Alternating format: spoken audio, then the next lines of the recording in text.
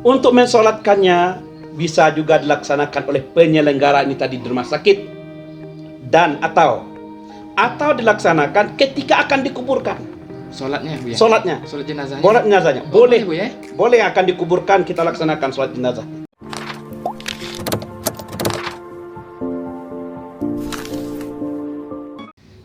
Assalamualaikum warahmatullahi wabarakatuh. Selamat datang di channel kita Zona Populer. Kembali lagi bersama saya Sondang Sucia, yang pada episode kali ini kita akan membahas mengenai kontroversial yang ada di Indonesia dan bahkan ada di dunia. Dan ini adalah salah satu virus terbaru gitu loh, virus terbaru yang ada di Indonesia dan bahkan sudah mengguncangkan dunia, yaitu COVID-19, yang dimana sekarang kita sudah bersama Buya Residin sebagai narasumber kita pada kali ini. Dan di video kali ini kita juga akan membahas, mengupas dan membicarakan secara lebih detail bagaimana nantinya Buya Residin memberikan tanggapan mengenai COVID-19. Dan yang sebelumnya saya perkenalkan, Buya Residin ini adalah salah satu Buya yang paham mengenai COVID-19 dan nantinya akan kita kupas secara lebih mendetail bersama Buya Residin.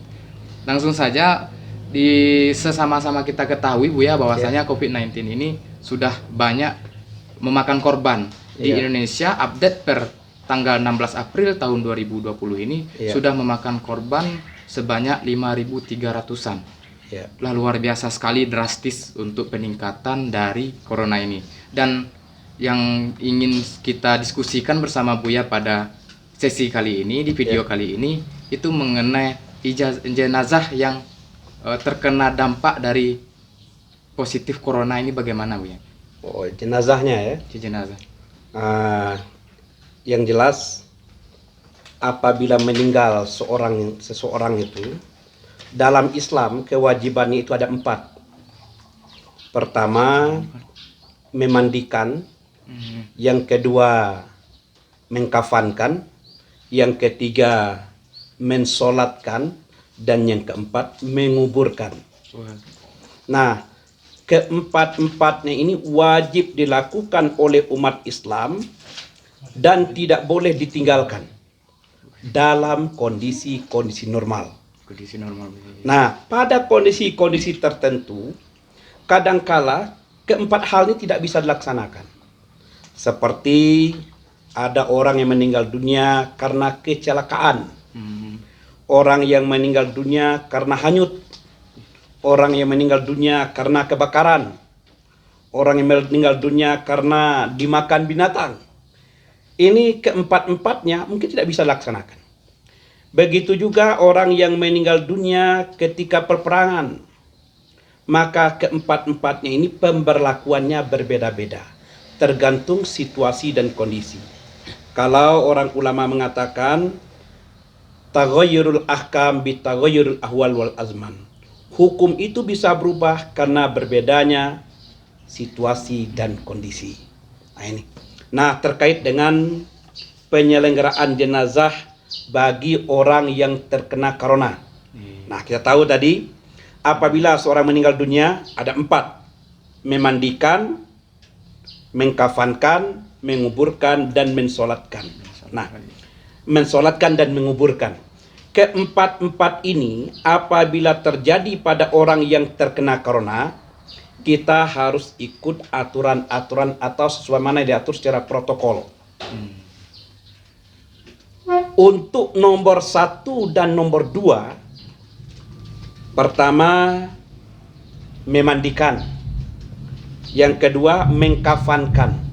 Ini dilaksanakan oleh petugas-petugas ahli medis, dilaksanakan oleh petugas-petugas yang sudah dilatih untuk menangani mayat-mayat yang terkena virus corona ini tadi. Jangan sampai orang yang terkena mayat yang terkena virus corona ini tadi masih bisa menular kepada orang masih hidup. Cukup dia saja yang dikorbannya.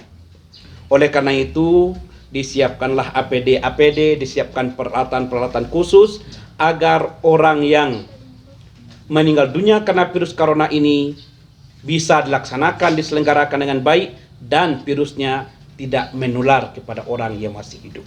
Oh, gitu. Nah, ini secara umum. Secara umum ya. Iya. Pertama,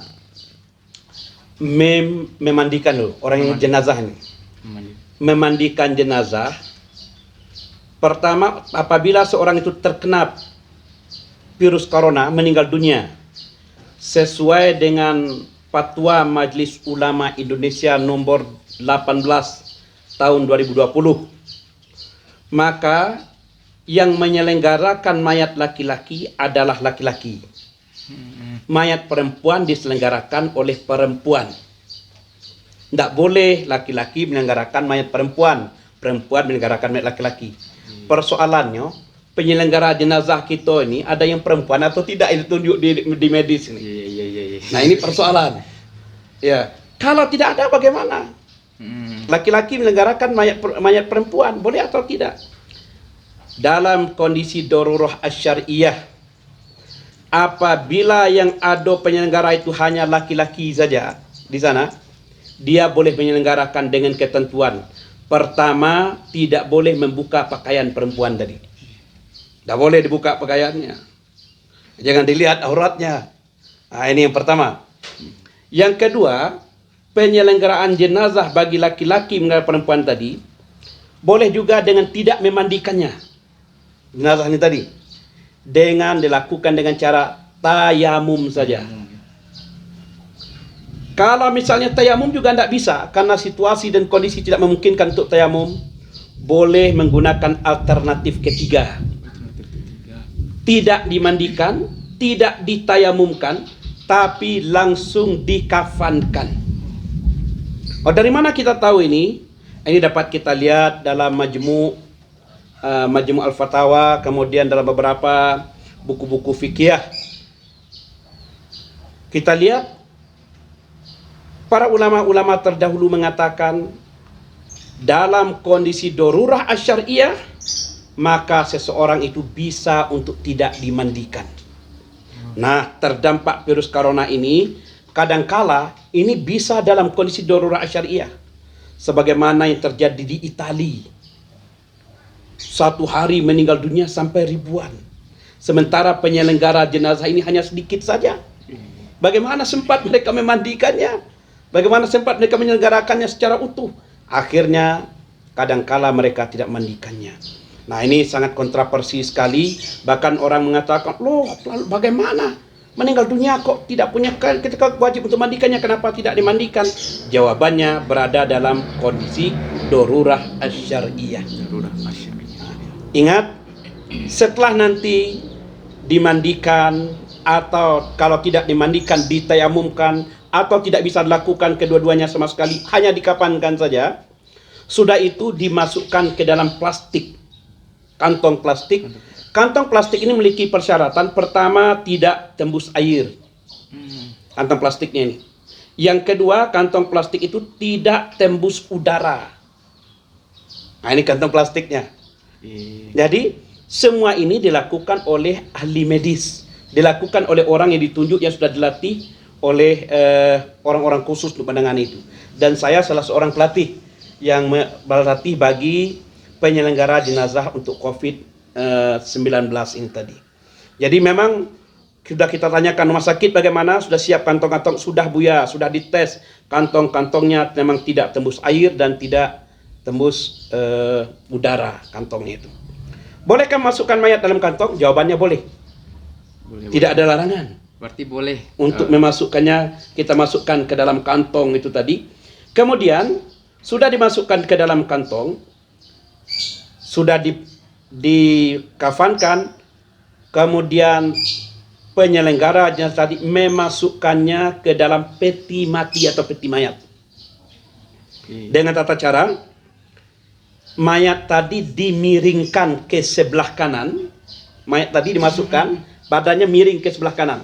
Oh, berarti sistemnya berbeda, Bu ya? Beda. Beda dengan yang biasa yang kita Kalau lakukan, biasa kan? Mayatnya kita masuk, ini enggak. Mayat itu kita masukkan ke dalam peti. Petinya tadi masukkan sampai dalam tadi, kita miringkan sebelah petinya kanan. dimiringkan, Bu ya? Bukan. Orang-orangnya. Orang yang dalam peti itu posisinya miring. Posisinya miring ya? Miring ke sebelah kanan. Jadi kalau dikuburkan nanti dia menghadap ke kiblat. Nah, nanti kan kepalanya itu ke arah utara. Kalau dia menghadap, maka dia akan menghadap ke kiblat. Nah, sudah itu ditutup sama persyaratan peti mati untuk virus corona ini. Pertama, tidak tembus air. Yang kedua, tidak tembus udara. Berarti kedap suara. Memang betul-betul kedap udara. dipakai peti mati yang betul-betul sudah dibuat secara rapi gitu.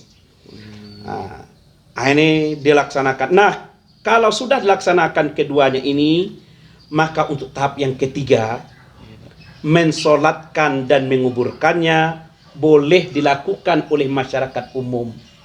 Namun sayangnya, kalau dilaksanakan oleh orang umum, sekarang zamannya social distancing. Ada, ya kan? Iya.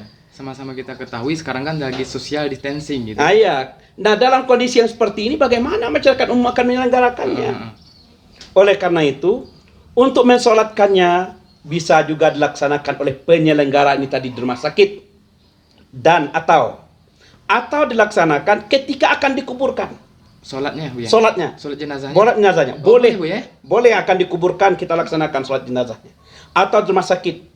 Kalau misalnya keluarga minta juga disolatkan, silahkan. Nah, silahkan disolatkan di masjid, juga boleh dilaksanakan oleh orang umum.